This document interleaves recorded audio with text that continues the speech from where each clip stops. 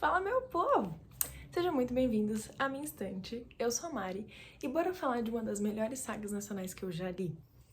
Em 45 dias, eu li 6 livros, aproximadamente 3.000 páginas, saí com uma linda ressaca literária e a culpada disso é Bruna Palazzo e Os Quatro Reis de Crawford.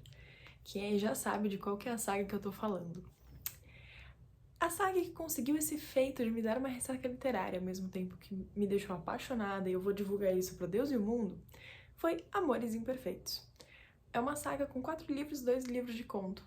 E nela nós temos todas as tropes que os bookstans amam. Só tem uma cama, segunda chance, amigos amantes, inimigos amantes e por aí vai. Além de ter citações e ser meio que um reconto dos contos de fada das princesas. Então assim, preciso falar mais alguma coisa? O que vocês estão esperando para ler? Mas como são muitos livros, muita história e uma depende da outra para ser lida, vim trazer nesse vídeo por que você deveria ler cada livro e a ordem de leitura. Então, bora lá para ninguém sair perdido daqui.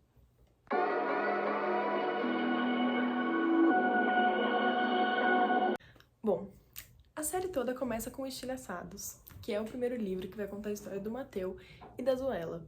O Mateu é o irmão mais novo do Zazário, que é a família que vai circundar toda essa história dos livros.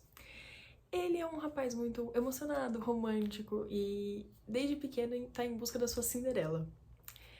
Eis que, primeira vez que ele sai com uma garota que ele nunca viu na vida e ele sempre morou naquela cidade meio que pequena, todo mundo se conhece, ele ficou encantado pela menina, levou ela para um drive-in para assistir filme e eles ficaram na primeira noite. Só que ela sumiu na madrugada e a única coisa que sobrou foi o cheiro de morango e ele ficou simplesmente viciado nesse cheiro e ele falou, eu preciso achar essa menina de novo. Só que ela sumiu, ele não tinha o nome dela, o celular dela tinha quebrado, ele não tinha como encontrar a Zoela. Eis que, uns 2, 3 dias depois, ele tem que deixar o porão da casa dele porque a mãe dele alugou o porão para uma inquilina, que ninguém sabia quem era até agora. Até que entra a misteriosa com cheiro de morango pela porta da casa dele, indo morar no porão da casa dele. E é isso que tudo começa, porque temos aí estranhos amantes, ao mesmo tempo com um reconto de Cinderela. Porém, aí é uma pegada dos livros da Bruna. A Bruna, ela é psicóloga e autora, e ela decidiu trazer nos livros dela, na saga inteira, uma forma de mostrar que as pessoas têm transtornos psicológicos e todos os problemas e traumas de infância, adolescência, enfim. Só que ao mesmo tempo que eles têm isso, ela mostra como eles foram desenvolvidos, o que eles causam nas pessoas e como eles conseguem, eu não vou dizer se curar, porque alguns não têm cura, você só consegue controlar e conviver com eles de uma melhor forma. Então, como as pessoas conseguem conviver e ter um bom resultado, digamos assim, de dentro desses transtornos. E isso eu acho que é o mais incrível de toda a saga, porque ela traz assuntos muito, muito, muito importantes, ao mesmo tempo que muito pesados. Então, olhem os gatilhos de cada livro, tá na sinopse. E eu vou deixar também aqui embaixo a listinha com o gatilho de cada livro, pelo menos dos principais, porque eu acho que eu não faço dos contos, mas tem na sinopse do livro. Ao mesmo tempo que eles tratam temas muito pesados, eles tratam de uma forma que acaba ficando meio que como se fosse um cotidiano e não deixa de ser um livro, então te prende ali dentro da história, você sente como se fosse um amigo seu, uma pessoa que você conhece. Então já, segunda coisa dos livros da Bruna, prepara o lencinho, porque eu, que não sou de chorar com livro, muito difícil chorar com livro, ela me fez chorar dentro de um avião. Então assim, já se preparem, já tô avisando. Mas continuando nossa queridíssima saga. O primeiro livro é Estilhaçados, conta toda a história do Mateu e da Zoe.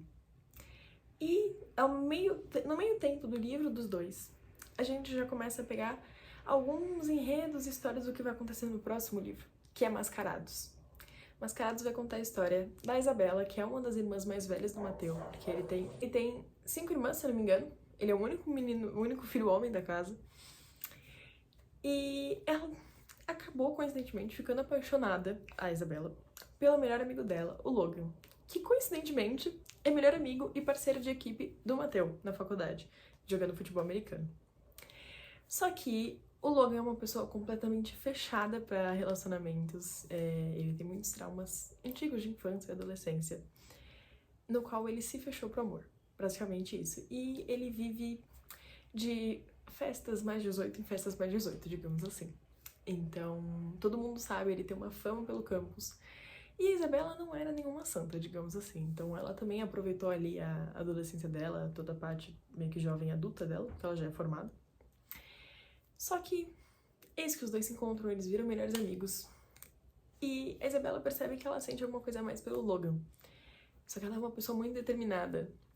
E os Azaro, que são toda a família do Mateu, eles têm um lema que todo mundo tá destinado a ter um amor pra vida. E eles têm que encontrar esse amor.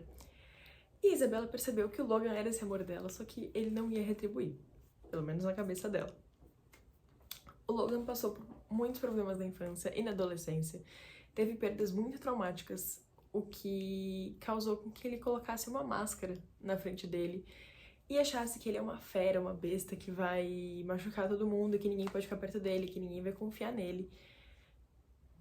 Já preciso falar qual que é o segundo reconto desse livro, né, da saga.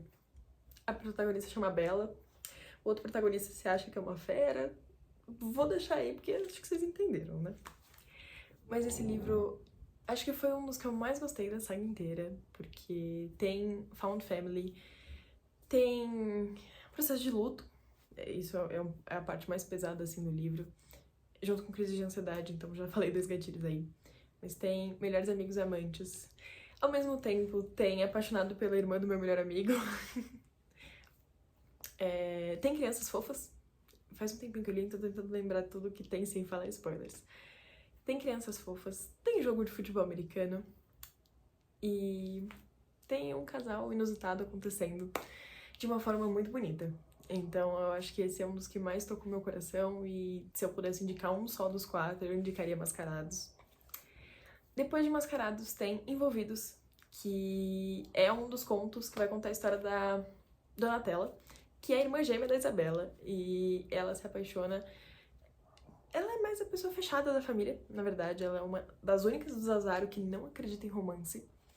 Mas ela acaba se apaixonando pelo treinador dos meninos, o Zion, que, coincidentemente, é irmão mais velho da Zoella. Então ali tem todo um negócio que as famílias vão se conectando, é tudo mesmo grupo. É bom que a gente não se perde, porque tá todo mundo junto. E é um conto super rapidinho, super gostoso de ler. Os dois se odiavam muito, tem age gap. E ao mesmo tempo tem um relacionamento escondido, porque ela é aluna da faculdade, porque ela tá cursando direito, e ele é teoricamente professor na faculdade, então eles não poderiam estar juntos. E vale muito a pena ler, só que tem spoilers dos livros anteriores, então não dá pra ler ele solto. Mas eu indico muito, ele tem acho que umas 200 e pouquinhas páginas, é bem gostosinho. E continuando, o terceiro livro, né, porque sem contar o do conto, temos Envenenados, que é o maior livro da saga inteira. Eu acho que ele tem umas 800 e pouquinhas páginas. Mas, gente, passa voando. Eu não tô nem brincando. A história do terceiro livro vai contar a história do Noah e da Liz. A Liz é a prima do Mateu, a Elizabeth, mas todo mundo chama ela de Liz. E o Noah é um amigo de infância do Mateu. E, ao mesmo tempo, meio que filho adotivo dos pais dele. Porque o Noah passou por muita coisa horrível dentro da casa dele, ao ponto de ele sair da casa dele e os pais dele meio que darem a herança dele e falarem, sai daqui, se vira, a gente não te quer mais por perto. E os pais do Mateu sempre gostaram muito do Noah e decidiram abrigar o menino dentro da casa deles e na família deles. E ele se muda pra casa do Mateu. Só que desde a infância ele ficava muito ali justamente por conta dessa relação conturbada com a família dele. E foi aí que ele conheceu a Alice, porque prima do Mateu, também era muito amiga dele, eles estavam sempre juntos, eles têm mais ou menos a mesma idade. Só que, por conta de todos os traumas que o Noah passou na casa dele, ele era muito fechado com contato físico. Por conta de um trauma muito pesado que, spoilers do livro, eu não vou contar, mas vocês vão ter que ler pra descobrir. E aí, ele não conseguia abraçar ninguém, encostar em ninguém, se importar com ninguém, até chegar a Alice. Só que até ele tinha seus limites. E eles têm uma briga muito forte quando eles têm mais ou menos uns 12 pra 15 anos, tipo, entre 12 e 15, eu não lembro muito bem a idade. E o Noah simplesmente para de falar com a Alice. Eles eram melhores amigos, liam muito junto, porque os dois são um casal de bookstans. E ele simplesmente, do dia pra noite, parou de falar com ela, parou de responder ela, mesmo que ela estivesse na sala, e simplesmente não se falam mais. E ela nunca entendeu muito bem o porquê, o que ela tinha feito de errado. Até que um dia ela decidiu que ela não queria mais aturar esse eu tô na sala e ele não fala comigo, me arrastando pra cima dele, porque ela ainda tentou voltar pelo menos a ser amiga dele, por mais que ela não tivesse esse retorno do amor do Noah. Só que ela cansou. E ela decidiu ir pra Inglaterra fazer intercâmbio, pra fazer faculdade lá, pelo menos um ano da faculdade. E eis que ela tá lá, ela arruma um namorado. E foi aí que o Noah simplesmente perdeu o chão dele e ele decidiu que ele queria reconquistar a Alice. E assim, obviamente, nesse comecinho, eu fiquei com muito ódio do Noah, porque parecia que ele tava sendo simplesmente de um babaca que não sabia perder. Mas o buraco é muito mais embaixo. E os dois têm uma reconstrução de segunda chance simplesmente linda e mostra o poder que o amor tem na vida das pessoas, ao mesmo tempo que o que a falta de carinho, afeto pode trazer para um relacionamento. Então trouxe ali os dois lados da moeda, foi simplesmente incrível. E assim, eu vou ter que dar um pequeno spoiler, porque isso daqui pra Bookstã é muita coisa. Ele reconstruiu a estante de livros dela.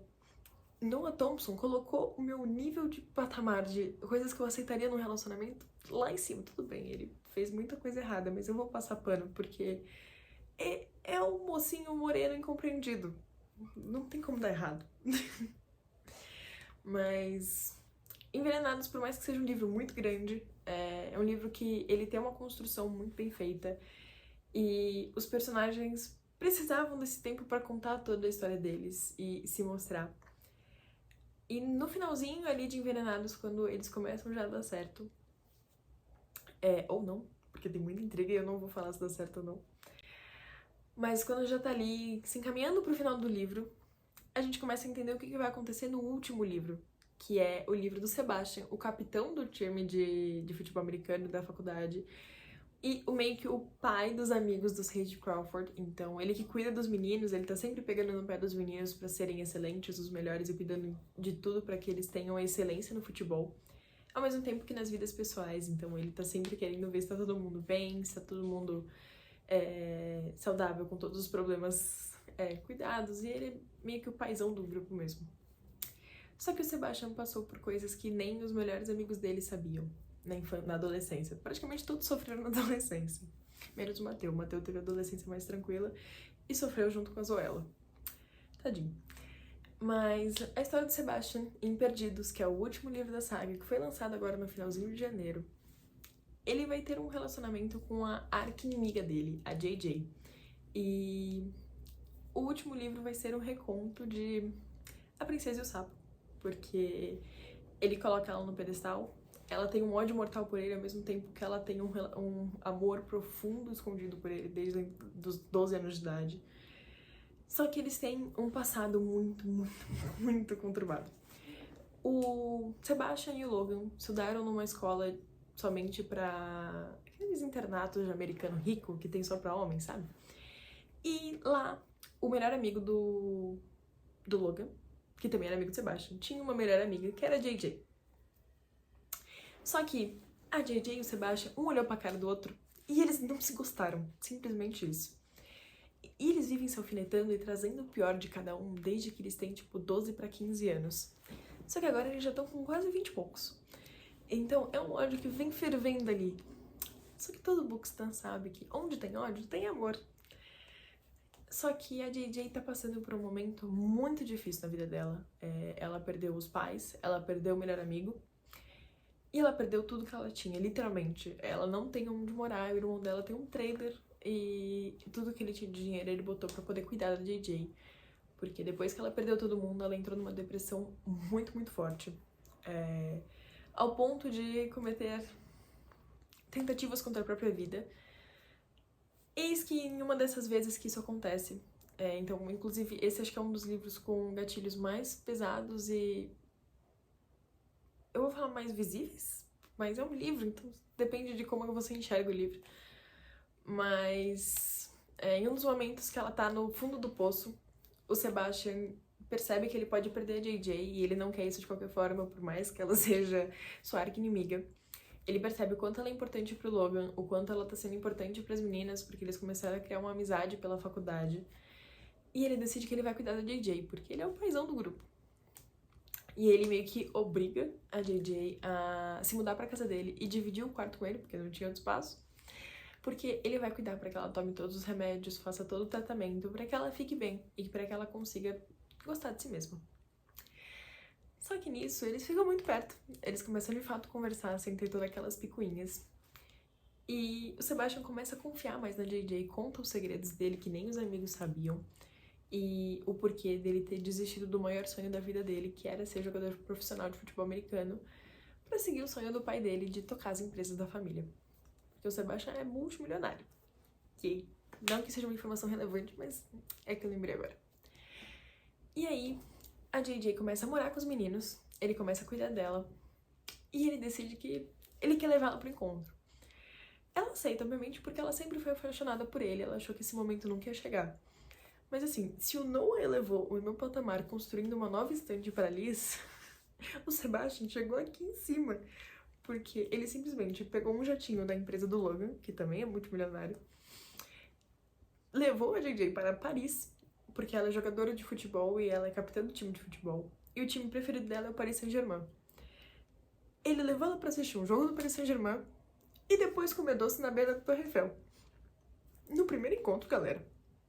Então, assim, o Sebastian é uma pessoa complicada, muito cabeça dura. JJ também. Mas os dois fizeram um relacionamento tão bonito, tão puro. E foi um final simplesmente perfeito pra essa saga. Eu acho que todos, assim, foram muito bons, mas esse foi a chave de ouro que eu precisava. Tem crianças fofas, tem enemies to lovers, óbvio, e tem o finalzinho da saga, meio que um prólogo de como eles ficam daqui a uns anos. É um pouquinho triste terminar, porque li todos os livros de uma vez só, então me apeguei aos personagens, mas foi muito fofo.